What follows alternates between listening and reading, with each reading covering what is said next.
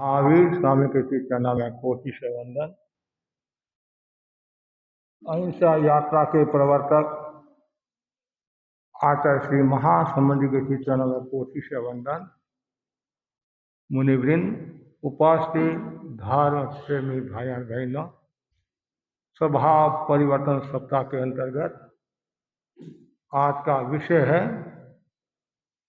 यात्रा कषाय से केवली तक की।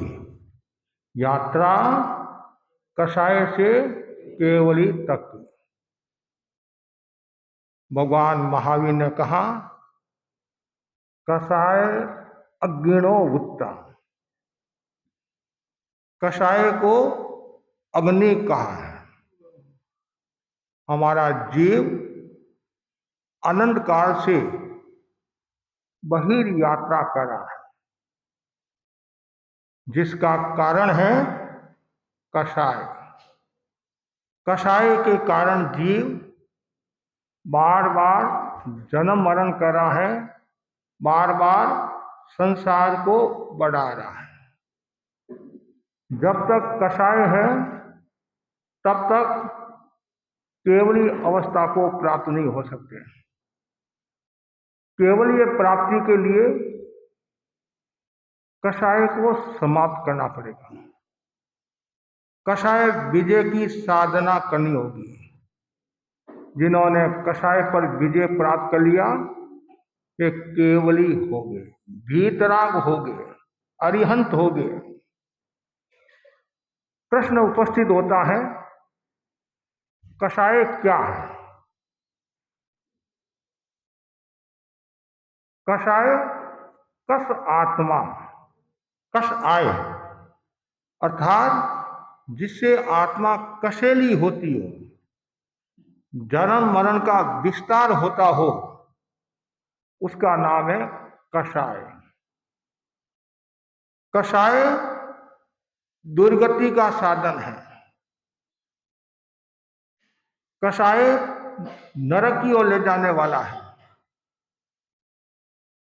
कषाय से वासना, कामना, इच्छाएं बढ़ती है। एकाग्रता का भंग होता है। सोचने की क्षमता कम हो जाती है। संबंधों में कटुता आती है और घर में कलह का वातावरण निर्मित हो जाता है। जहां कषाय है वहां शांति का साम्राज्य नहीं है। कषाय को अग्नि का है। जैसे अग्नि सर्वभक्षी होती है, उसी प्रकार कषाय भी सर्वभक्षी होता है और आत्मा का नुकसान करता है, जन्म मरण को बढ़ावा देता है। कषाय आत्मा की अवस्था है।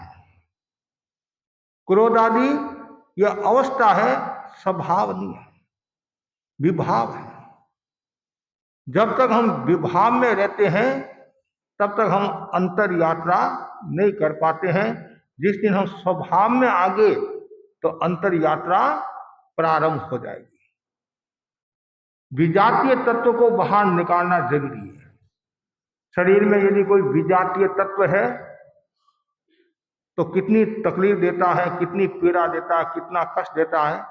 उसी प्रकार हमारे भीतर में कषाय रूपी विजातीय तत्व है। इनको निकाले बिना आत्मा परम शांति को प्राप्त नहीं हो सकती है।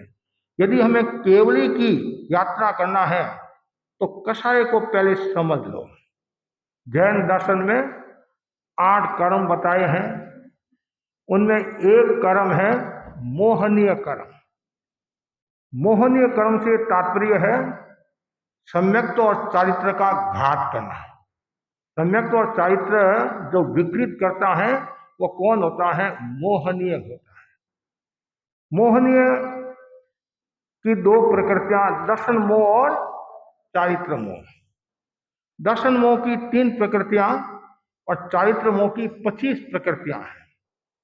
अनंतानुबंधी क्रोध मान माया लोभ, अप्रत्याखान क्रोध मान माया लोभ, प्रत्याखान क्रोध मान माया लोभ, संज्वलन, क्रोध, मान, माया, लोभ, ये 16 प्रकृतियां हैं और 9 है हास्य आदि, ये 9।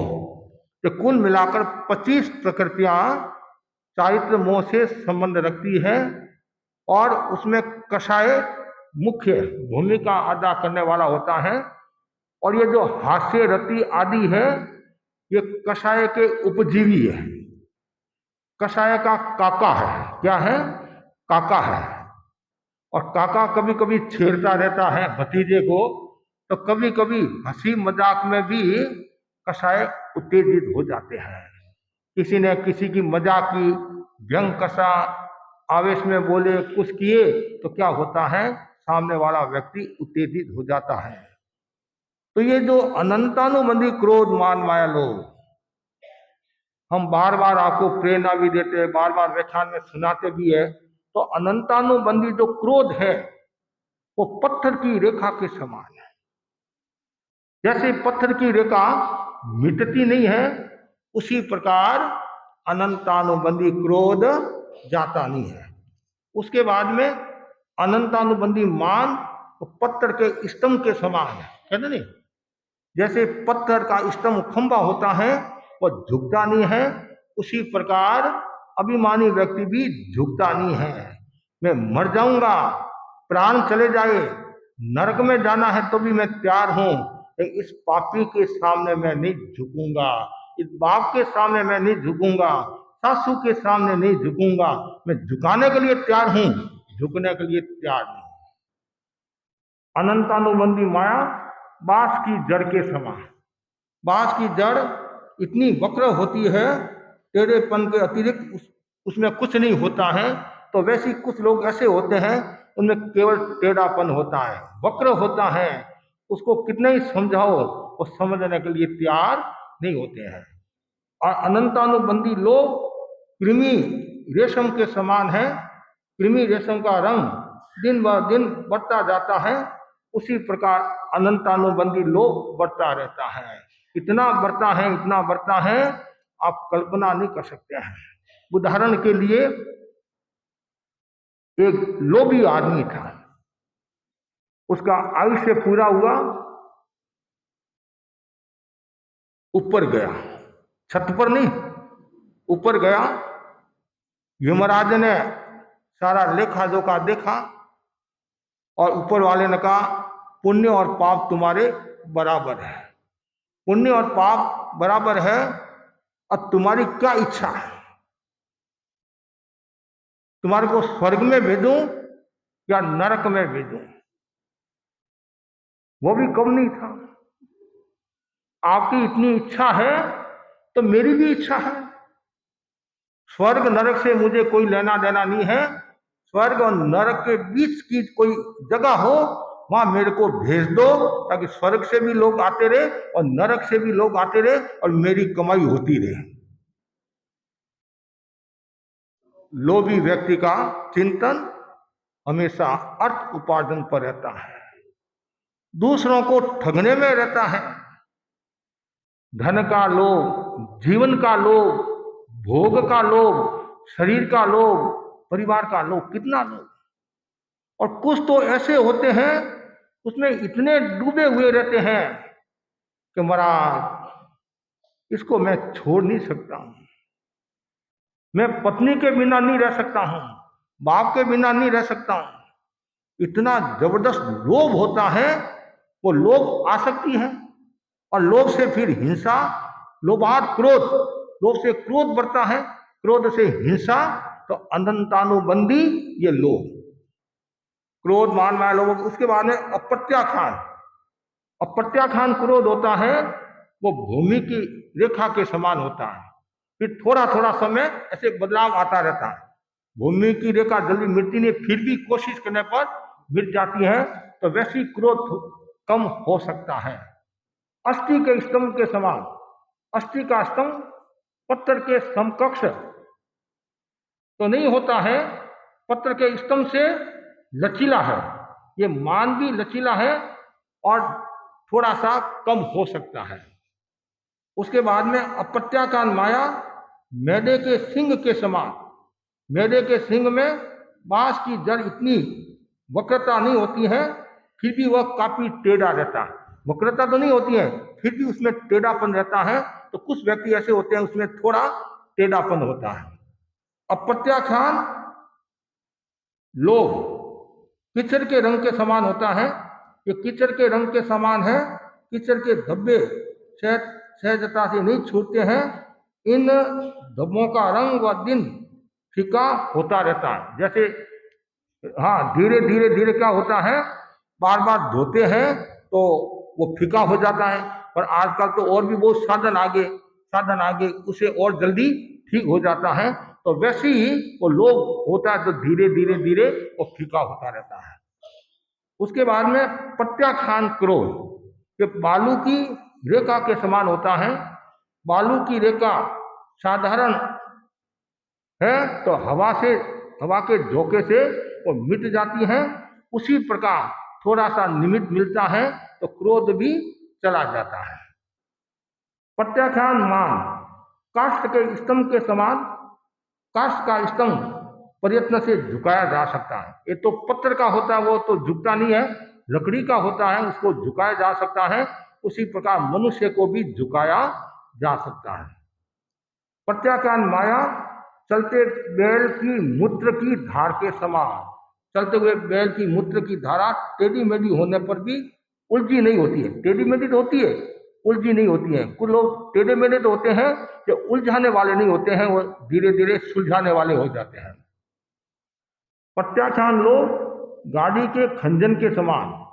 खंजन वस्त्र को विद्रूप बनाता है, फिर भी राखेल आदि के प्रयोग से जल्दी साफ हो जाता है। जैसे कोई काला दाग लग जाता है पेट्रोल का आदि का और कुछ है, तो राखेल आदि के द्वारा उसको ठीक किया जा सकता है। उसी प्रकार जो लोभ है उसको भी साधना आदि के द्वारा कम किया जा सकता है। संज्वलन क्रोध जल की रेखा के समान। जल की रेखा क्षणिक होती है, अपने अस्तित्व को टिका कर नहीं रख सकती हैं। उसी प्रकार संज्वलन क्रोध व्यक्ति का होता है। ऐसे संज्वलन मान रत्ता के स्तंभ के समान। इसमें कड़ापन नाम का कोई तत्व होता ही नहीं है। तो वैसे ही संज्वलन में भी व्यक्ति के भीतर में कड़ापन का कोई तत्व नहीं होता है। संज्वलन माया छिलते हुए बांस की छाल के समान। ये टेढ़ी होती है पर सरलता से सीधी हो जाती है। कुछ लोग टेढ़े होते हैं लेकिन हल्का सा कुछ उपाय मिला तो वो सीधे हो जाते हैं। संज्वलन लोग हल्दी के रंग के समान। हल्दी का रंग वस्त्र पर चढ़ता है पर धूप दिखाते ही उड़ जाता है। जैसे धूप में आपने कपड़ा रखा तो हल्दी उड़ जाएगी, तो वैसे ही साधना के द्वारा संज्वलन लोभ चला जाता है। तो ये अनंतानुबंधी क्रोध मान माया लोभ, प्रत्याख्यान क्रोध मान माया लोभ, प्रत्याख्यान क्रोध मान माया लोभ, संज्वलन क्रोध मान माया लोभ। ऐसे ही भाष्य रति अरति भय जुगुप्सा स्त्री वेद पुरुष वेद नपुंसक वेद आदि है। ये कषाय है। इनको समाप्त किए बिना जीव केवल ज्ञान को प्राप्त नहीं होता है। अब आप देखो, अनंतानुबंधी क्रोध मान माया लोभ होता है या क्रोध होता है तो सम्यक्त्व का घात होता है। वो कभी भी सम्यक्त्व को प्राप्त नहीं हो सकता है। अब प्रत्याख्यान कर्म का उदय होता है, जैसे अनंतानुबंधी का उदय है तो सम्यक्त्व को प्राप्त नहीं होंगे। अब प्रत्याख्यान कर्म का उदय है तो श्रावकपन को प्राप्त नहीं होंगे। प्रत्याख्यान का उदय है साधुपन को प्राप्त नहीं होंगे। और संज्वलन का उदय है तो वीतराग अवस्था को प्राप्त नहीं होंगे। अब आपको क्या बनना है? आप कहेंगे ब्राह्मण हमारे को तो वीतराग बनना है, ऐसा उपाय बता दो, मंत्र बता दो, आज ही वीतराग हो जाए और मोक्ष में चले जाए। आपकी भावना तो अच्छी है, तो उसके लिए मेहनत करनी पड़ती है, पुरुषार्थ करना पड़ता है। और जो व्यक्ति निरंतर पुरुषार्थ करता रहता है, पॉजिटिव माइंड रखता है, तो धीरे धीरे वह सकारात्मक भाव रखता है, तो धीरे धीरे अध्यात्म की ओर प्रस्थान करता है। अब देखो, कषाय है, अग्नि है, अग्नि नष्ट करती है, तो वैसे कषाय भी आत्मा को नुकसान पहुंचाता है।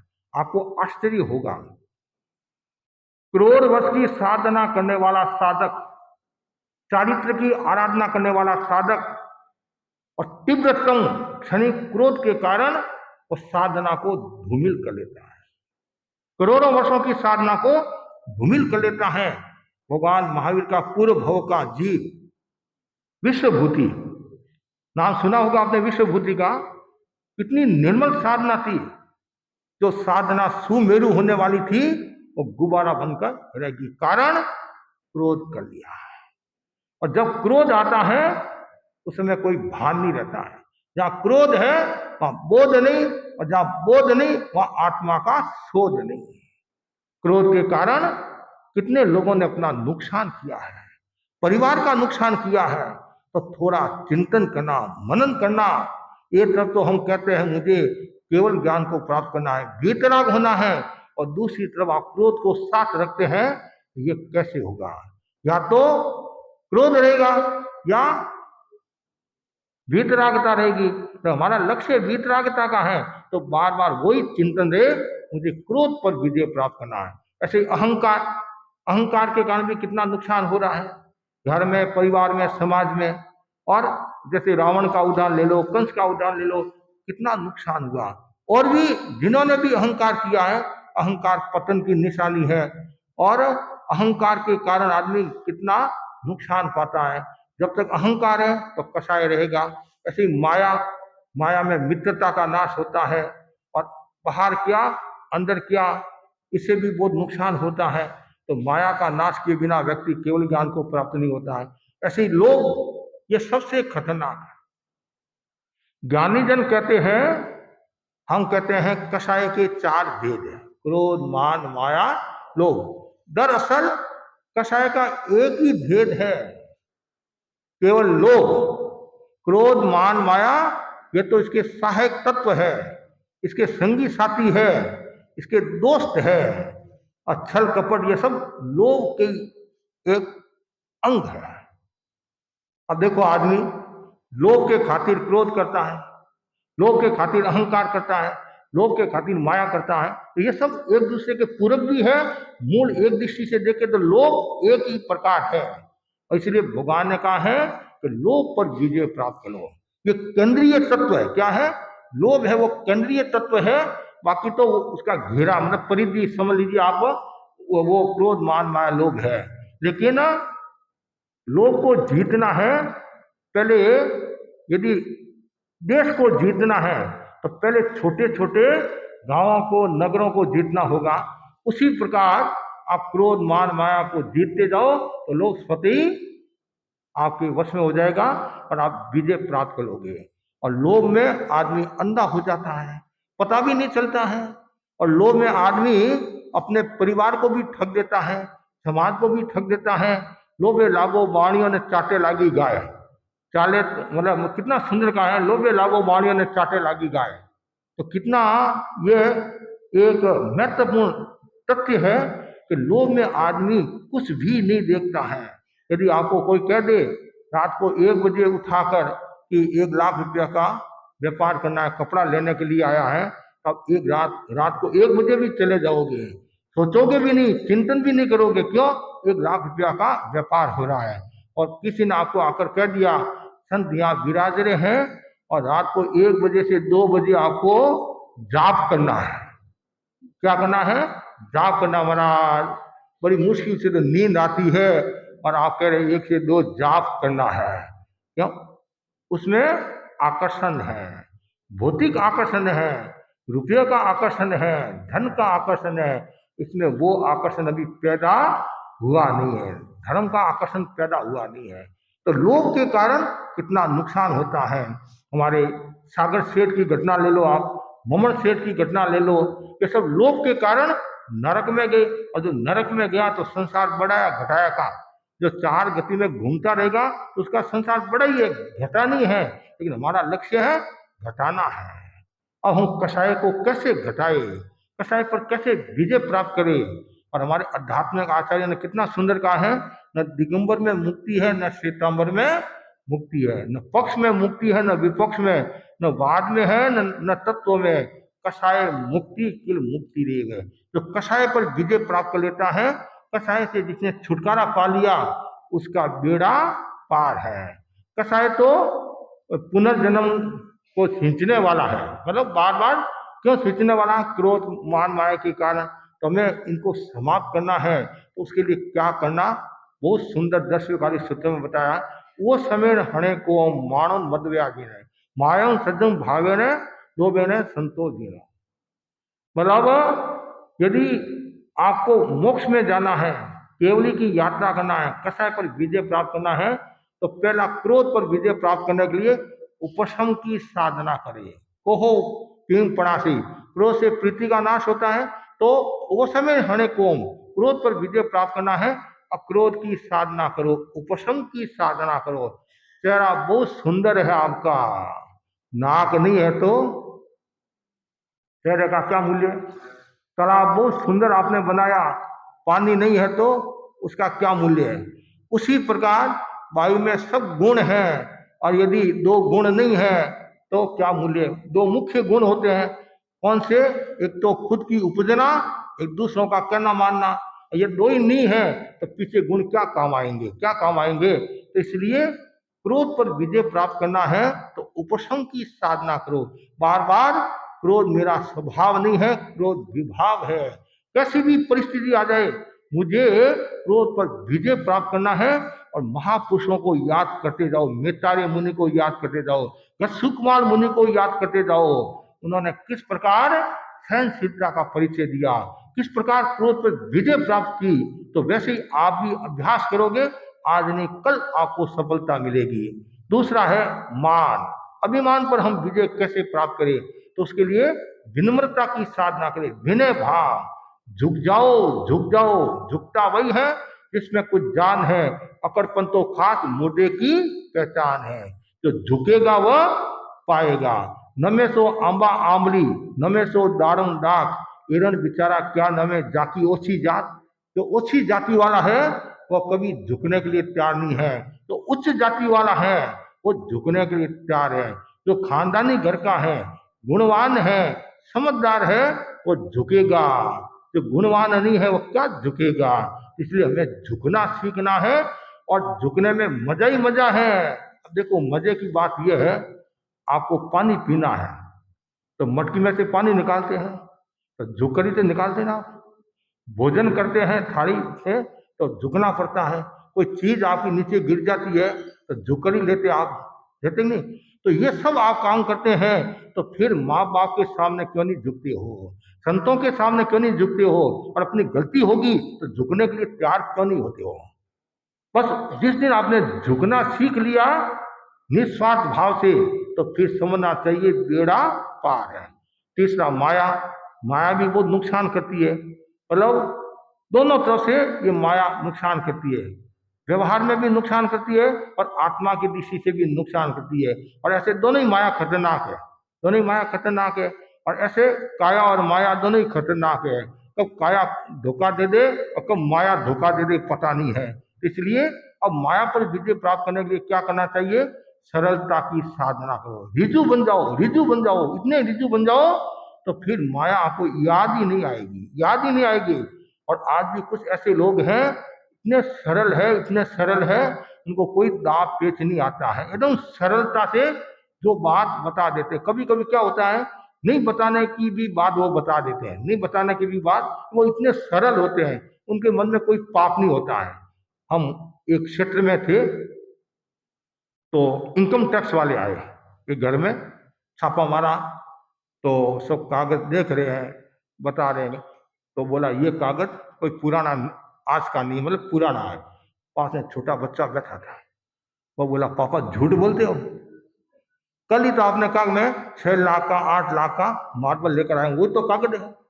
अब बोला उस बच्चे को ये पता नहीं कहाँ बोलना कहाँ नहीं बोलना, तो उसके मन में कोई दाग पेच नहीं था, कोई कपट नहीं था, सरलता थी, सरलता थी। कभी कभी सरलता का दुरुपयोग भी लोग कर लेते हैं, दुरुपयोग भी कर लेते हैं। लेकिन हमें कुछ भी कोई करे तो सरलता का विकास करना है, और द्रव्य क्षेत्र काल भाव देखकर बात करनी चाहिए, कहाँ बोलना कहाँ नहीं बोलना, तो उसका भी अपना मूल्य होता है। कुछ लोग कहते हैं महाराज घोड़ा नहीं होना, घोड़ा नहीं होना। तो हम मेवाड़ की एक बात है, भाई बोला महाराज मेरा लड़का ये घोड़ा है, तो महाराज मेरे तो फायदा ही नुकसान नहीं है, घोड़ा ही से कम मेरे पास तो रहता है, होशियार होता है मेरे को छोड़कर चला जाता है।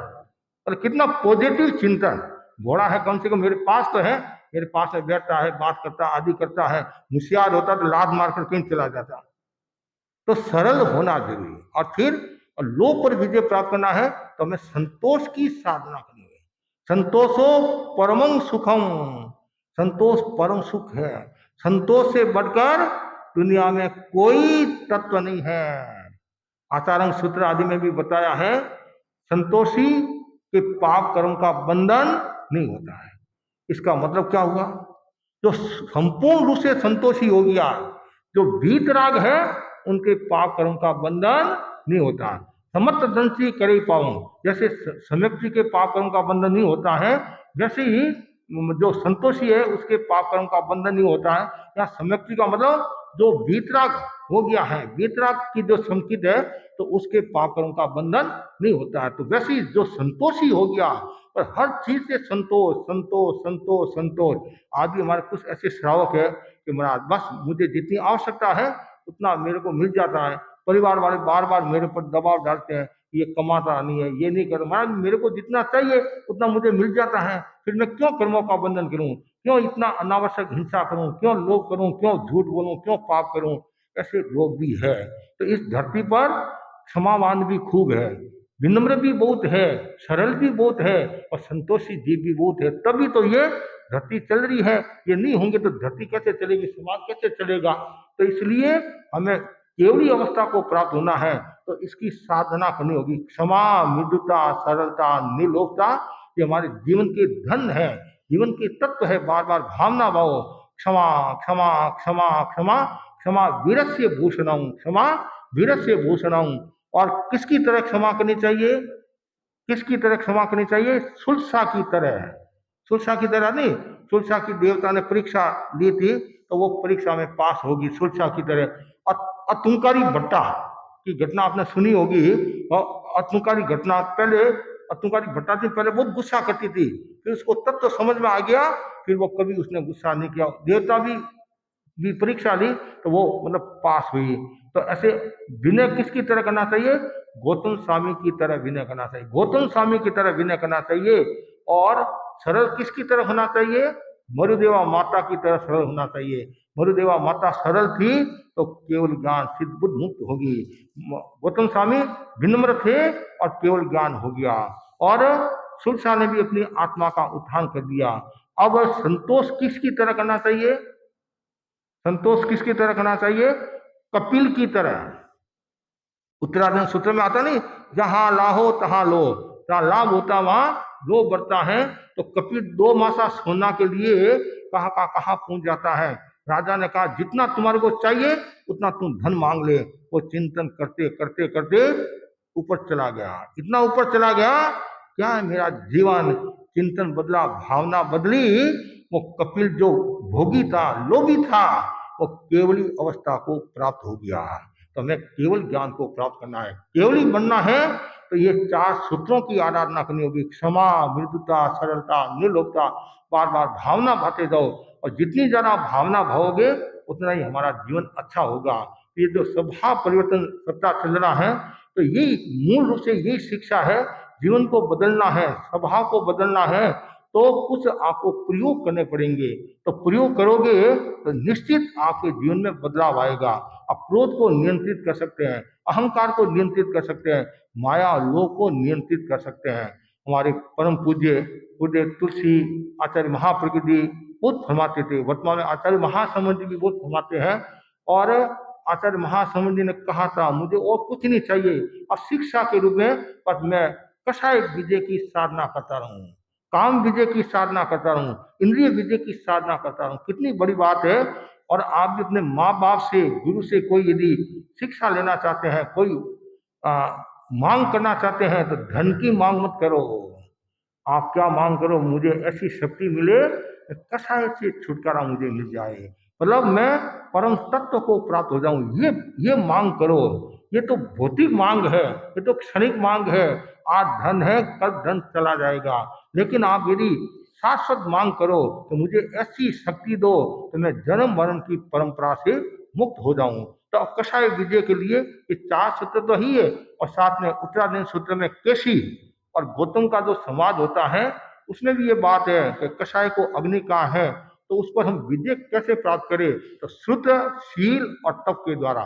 श्रुत, शील और तप के द्वारा, मतलब ज्ञान के द्वारा हम कषाय पर विजय प्राप्त कर सकते हैं। मतलब निरंतर आप स्वाध्याय करोगे, चिंतन बदलेगा, नकारात्मक भाव दूर रहेगा, असत प्रवृत्तियां दूर होगी, तो आपका विकास होगा। तो श्रुत, हमेशा निरंतर स्वाध्याय करो, जैन विद्या का अध्ययन करो, तत्व ज्ञान करो, ज्यादा से ज्यादा जैन विद्या का अध्ययन होना चाहिए, ज्यादा से ज्यादा तत्व ज्ञान का अध्ययन होना चाहिए। हम तो सौभाग्यशाली हैं, गुरुदेव तुलसी ने कितना मतलब आयाम दिए, और ये सीखो, ये सीखो। वर्तमान आचार्य महासमुद्र भी बार बार फरमाते हैं, तो ज्यादा से ज्यादा सीखना करो, ज्ञान करो, और जितना ज्यादा ज्ञान होगा उतना ही हमारा जीवन अच्छा होगा, तो कषाय हावी नहीं होंगे। श्रुत, उसके बाद शील, शील की साधना करो, ब्रह्मचर्य की साधना करो, उससे भी कषाय हमारा शांत होगा। और तप की साधना करो। ये चातुर्मास का जो समय है वो ज्ञान का समय है, शील का समय है और तप का समय है। तपस्या भी जरूरी है। मैं बार बार आपको प्रेरणा देता हूँ, कम से कम एक तेला तो सबको करना चाहिए। हमारे जैन आगमों में आता है, ग्रंथों में आता है, अठम तप, क्या बोलते हैं, अठम तप। साल में एक तेला तो सबको करना चाहिए। द्रव्य और भावे दोनों ही लाभ है। द्रव्य भावे शरीर की दृष्टि से भी लाभ है और आत्मा की दृष्टि से भी लाभ है, तो जरूर तप करना चाहिए। और ब्रह्मचर्य की साधना भी मीना में 5 दिन 10 दिन संपूर्ण उसे त्याग, बहुत खुशी की बात है। लेकिन जितना आप स्वयं कर सको उतना स्वयं करना चाहिए। ऐसे ही सीखना, और ज्यादा नहीं सीख सकते हैं तो कम से कम 25 बोल प्रतिक्रमण भक्तामणि सीख लो। इससे क्या होगा, तो धीरे धीरे धीरे जो आपकी असत प्रवृत्तियां हैं, कषाय की जो प्रवृत्ति है, वासना कामना की जो प्रवृत्ति है, उस पर आप नियंत्रण रख सकते हैं, आत्मा का कल्याण कर सकते हैं। तो बस मैं आपको इतना ही कहना चाहता हूँ, जितने भी यहाँ भाई बहन बैठे हैं वे सब कषाय विजय की साधना करें। यात्रा, यात्रा तो आप बहुत करते हैं, बहिर् यात्रा तो खूब करते हैं। आजकल हमारे भाई बहन चातुर्मास में भी खूब यात्रा करते हैं और प्रदूषण में भी यात्रा करते हैं। लेकिन कम से कम प्रदूषण में तो थोड़ी अंतर यात्रा कर ले, चातुर्मास में अंतर यात्रा कर ले। एक समय था चातुर्मास में कोई वाहन आदि का प्रयोग नहीं करते थे, और भी प्रदूषण तो बहुत दूर की बात है, चौमासा में भी वाहन आदि का प्रयोग नहीं करते थे, पर केवल बस महाराज के आए गए धर्म आराधना, कि मैं कितनी पाप से बच सकूं, कितनी असत प्रवृत्ति से बच सकूं। तो यात्रा करते करते अनंत काल हो गया है, और समय आ गया है अंतर यात्रा करने का। अंतर यात्रा करने का समय आ गया है। तो गुरुदेव ने महती कृपा करके हमारे यहाँ चातुर्मास फरमाया है, और हम चातुर्मास कर रहे हैं। तो हमारा और आपका सबका एक ही कर्तव्य होना चाहिए, हमें अंतर यात्रा करना है। जितनी अंतर यात्रा करोगे, भीतर की यात्रा करते जाओ, करते जाओ, और एक दिन आप भी कपिल की तरह मोक्ष को प्राप्त हो जाओगे, यश कुमार मुनि की तरह मोक्ष को प्राप्त हो जाओगे, महावीर स्वामी की तरह मोक्ष को प्राप्त हो जाओगे। जीवन है, उतार चढ़ाव भी आते हैं, कष्ट भी आते हैं, कभी ऐसी परिस्थितियां आ जाती है जिससे क्रोध मान माया लोग हावी हो जाता है। फिर भी आप थोड़ा चिंतन करें, अनुप्रेक्षा करें, ध्यान साधना करें, इससे हमारा जीवन और शुद्ध बुद्ध मुक्त होगा। इसी आशा के साथ ओम।